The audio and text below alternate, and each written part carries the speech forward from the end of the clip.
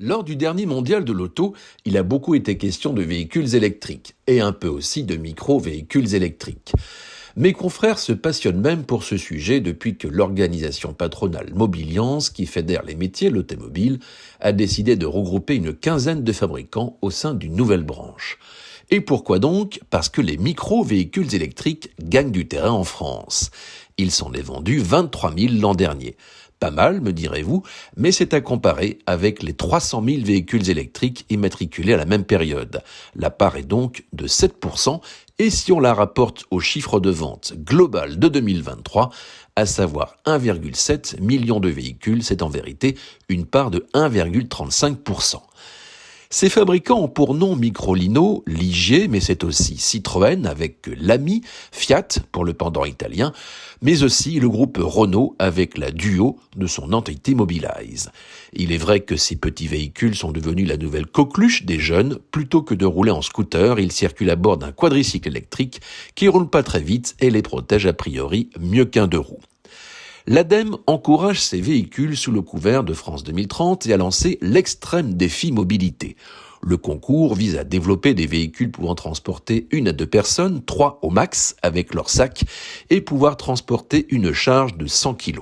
Des véhicules annoncés comme plus durables, plus simples à concevoir et moins chers. On les appelle les véhicules intermédiaires. J'avoue être très sceptique face à cette nouvelle industrie, et encore plus quand je vois des militants du climat s'enthousiasmer avec des concepts de véhicules qui font la synthèse entre le vélo à assistance électrique et la voiture.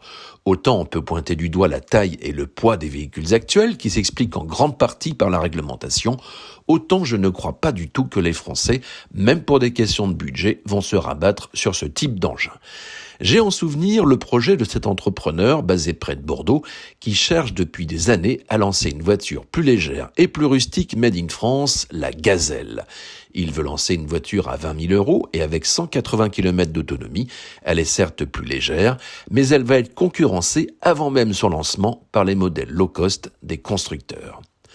Dans la vraie vie, et non l'imaginaire fantasmé d'un environnement urbain où ne vivraient que des actifs jeunes et vigoureux, c'est avec de vraies voitures que les gens se déplacent pour faire des courses, partir en week-end ou en vacances.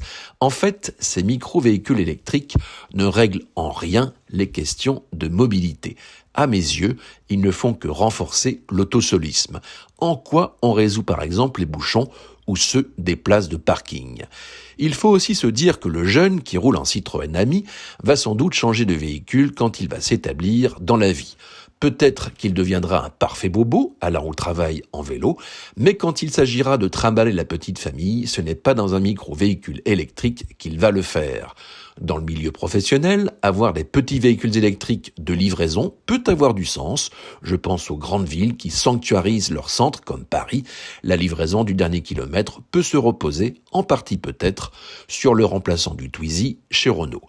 C'est assez curieux de voir les pouvoirs publics s'aborder l'industrie automobile en ajoutant des règles toujours plus punitives et pour forcer les Français à passer à l'électrique et dans le même temps croire naïvement qu'une industrie nouvelle va pouvoir concurrencer les véhicules traditionnels.